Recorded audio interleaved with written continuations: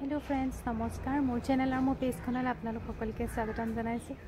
इतिया मैं गई आसो बारिले और जलफाई गছত जलफाई लागिसे माए मैं गई आसो आचार अलप बनाम बुली भाबिछु और जलफाई आचार खाई कोने कोने ভাল पाय आपनालोके कमेन्टत मोक जनाब। बोलक आपनालोककো লৈ যাওঁ जलफाई परार পৰা आचार बनवाলৈকে সকলোখিনি দেখুৱাম আহকচোন। এয়া বাৰিলে আহি পাই গলো আৰু সেয়া হৈছে জলফাই গছজোপা আৰু দেখিছে পুৰা ডাল ভৰি ভৰি জলফাই লাগি আছে। মই দেখুৱাবলৈ চেষ্টা কৰিছো। এয়া চক জলফাই পকি পকি সৰি আছে।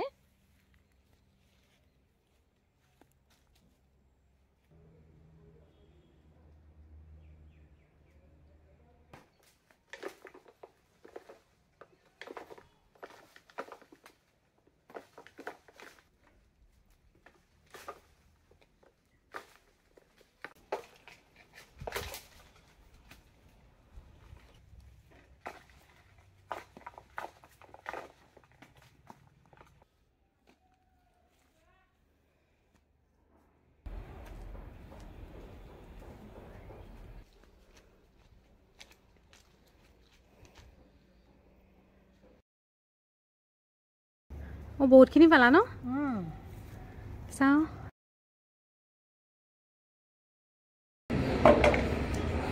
प्रथमते ठारिकेइटा लेवाइ লৈছো অলপ।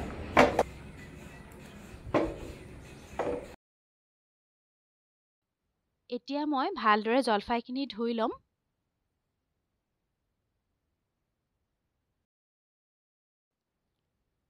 তাৰ পিছত খৰাহি এটাত টুকি থম। এতিয়া প্ৰথমতে জলফাইখিনি ধুই ললো। ধুই পেলাই কটাৰি দি এনেকে সবফালে অকমান অকমান কাটি দিম যাতে নিমখটো দিলে ধুনিয়াকে সুমাই পৰে আৰু কোমল হৈ যায় জলফাইটো।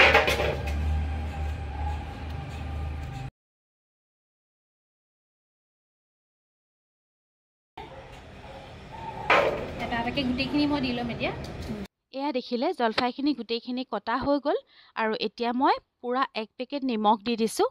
জলফাই পৰিমাণটো যেহেতু বেছি হেতু কাৰণে নিমখো সৰহকে দিব লাগিব আৰু এনেকে ধুনিয়াকে নিমখখিনি মই উলট পালট কৰি দিছো যাতে গুটিকিটা জলফাইত সুমাই যায় আৰু এনেকে মই নিমখত 3 দিন থৈ দিম আৰু ভালদৰে নিমখখিনি তেতিয়া সুমাই যাব আৰু তাৰ পিছত মই 2 দিন ৰ'দত দি দিম।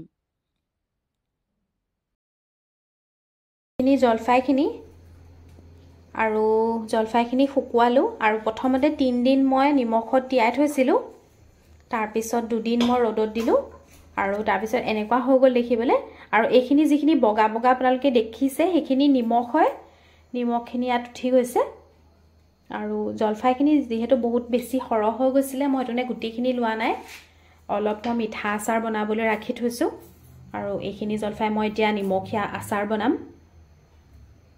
এতিয়া ধুনিয়াকে কোমল হৈ গৈছে। নিমখখিনিও ধুনিয়াকে ভিতৰত সুমাই গৈছে। এতিয়া মই আচাৰখিনি বনাবলৈ লৈছো জলফাই আচাৰখিনি আৰু তাৰ কাৰণে মই মছলাখিনি ৰেডি কৰি লৈছো আৰু আপোনালোকক এবাৰ দেখুৱাই গৈছো ইয়াত মছলা কি কি ব্যৱহাৰ কৰা হ'ব। এয়া আছে চম্ফ আছে আৰু এয়া অলপমান জনি, এয়া শুকান জলকীয়া আৰু এয়া অলপমান মেথি গুটি আৰু এয়া হল ধনিয়া, এয়া জিৰা আৰু এয়া কালজিৰা আৰু এইখিনি গুটিখিনি মছলা মই একেলগতে গুৰি কৰি লম। প্ৰথমতে ফ্ৰাই কৰি লম, অকমান ভাজি লব লাগে আৰু যেহেতু এইখিনি আছে সৰিয়হখিনি একেলগতে ভাজি লব নালাগে কাৰণে মই এক্সট্ৰা কৰি থৈছো আৰু এইখিনি একেলগতে মই এটা ভাজি লম আৰু গুৰি কৰি লম। প্ৰথমতে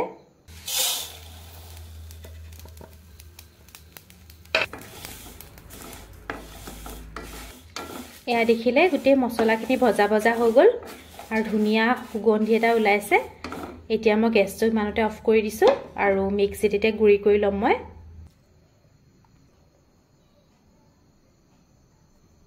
এইখিনি মছলাখিনি মই গুৰি কৰি ললো আৰু বৰ বেছি এটা গুৰি কৰা নাই, অকমান থাকি গৈছে দেখিছে, মিহি কৰি দিয়া নাই। আচাৰত যেহেতু খুব মিহি কৰিলেও ভাল নালাগে হেতু কাৰণে ইমানটোকে ৰাখিছো মই। এতিয়া মই এই বগা সৰিয়হখিনি অলপ পিছি লম আৰু এই গৰম কেৰাহীখনতে অকমান মই গৰমাই লৈছো সৰিয়হখিনি, তেতিয়া সোনকালে পিহ খাব আৰু সুবিধা হয় সেইটো কাৰণে।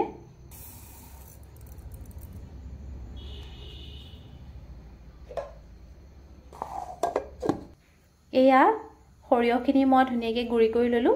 অলপ অলপ থাকি গ'ল, পুৰা বেছিকৈ মই গুড়ি কৰি দিয়া নাই। এতিয়া কেৰাহীখন গৰম হৈ গৈছে, তেল অলপ দি দিওঁ। মই এয়া ইঞ্জিন তেল ব্যৱহাৰ কৰিছোঁ আচাৰ বনাবলৈ, যিহেতু ভাল হয় অলপ।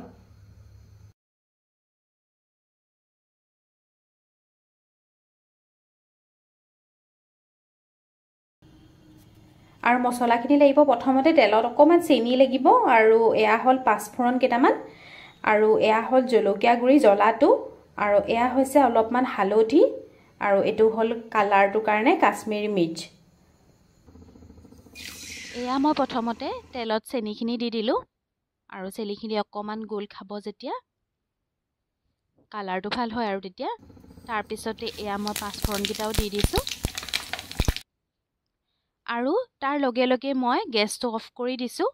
তেলখিনিও ভালদৰে গৰম হৈ গ'ল, আৰু যিখিনি মই মছলা ব্যৱহাৰ কৰিম সেইখিনি যাতে পুৰি নাযায় সেইটো কাৰণে মই গেছটো অফ কৰিয়ে এনেকৈ তেলতে দি থাকিম মছলাখিনি। আৰু এইবাৰ দিছোঁ হালধি,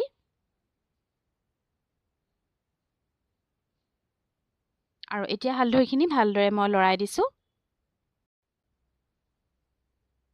আৰু এইবাৰ মই দি দিম জলকীয়া গুড়িখিনি, যোনখিনি জ্বলা হ'বৰ কাৰণে ব্যৱহাৰ কৰা হৈছে সেইখিনি। আৰু জলকীয়া গুড়িখিনি দিয়াৰ পিছতো ধুনীয়াকৈ লৰাই দিম, তেলত যাতে মিলি যায়। আৰু তাৰপিছতে মই আধা কাপতকৈ অকণমান বেছি মই ভিনেগাৰ ব্যৱহাৰ কৰিছোঁ। দেখুওৱা নহ'লে মই ভিনেগাৰখিনি, আচাৰত যিহেতু ভিনেগাৰ অলপ দিলে গোন্ধটোও বৰ ধুনীয়া হয় আৰু ভাল হৈ থাকে বহুত দিনলৈ, সেইটো কাৰণে মই আধা কাপ ভিনেগাৰ ব্যৱহাৰ কৰিছোঁ।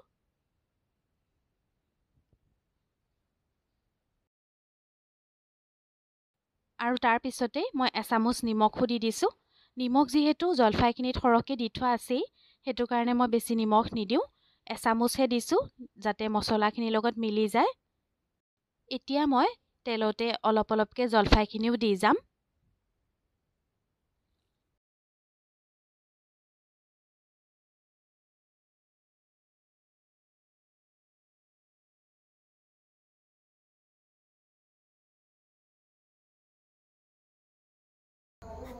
এতিয়া এই পিচি ৰখা মছলাখিনি মই দি দিছোঁ,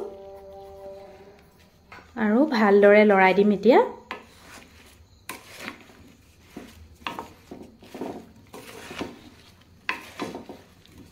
মছলাখিনি যাতে গোটেই আচাৰখিনিত সান খাই যায় তেনেদৰে লৰাই দিব লাগিব। এয়া দেখিছেনে কালাৰটো ইমান ধুনীয়া হৈছে। এতিয়া ভালদৰে মছলাখিনি সোমাই গৈছে, আৰু এতিয়া কালাৰটো আৰু অলপ ভাল কৰিবৰ কাৰণে মই ইয়াত এতিয়া কাশ্মীৰী ৰেড চিলি পাউডাৰটো অকণমান দি দিম।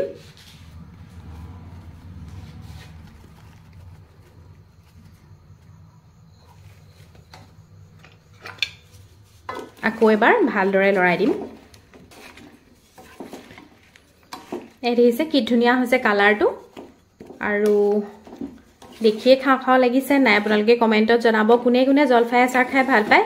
মোৰ কিন্তু বহুত প্ৰিয়, আৰু মই নিমখ দি পেলাই যেতিয়া তিয়াই থৈছোঁ অলপ অলপ কোমল হৈ যোৱাৰ পিছৰ পৰা এটা দুটাকৈ খায়ে আছোঁ। আৰু আপোনালোকেও এনেকৈ বনাই খাই চাব, কেনেকুৱা লাগে ক'ব। বিৰাট ধুনীয়া এটা গোন্ধ ওলাইছে।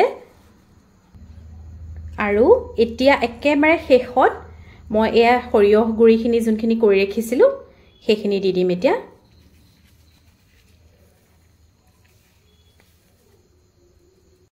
আকৌ এবাৰ ভালকৈ লৰাই দিছোঁ।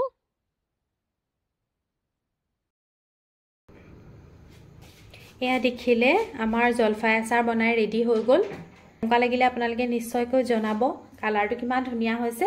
আৰু এনেকেই অকণমান তেলত যেতিয়া ডুব খাই থাকিব মছলাখিনি ধুনীয়াকৈ আৰু ধুনীয়াকৈ সোমাই যাব ভিতৰত, আৰু আপোনালোকে খাব পাৰিব দুদিনমানৰ পিছতেই।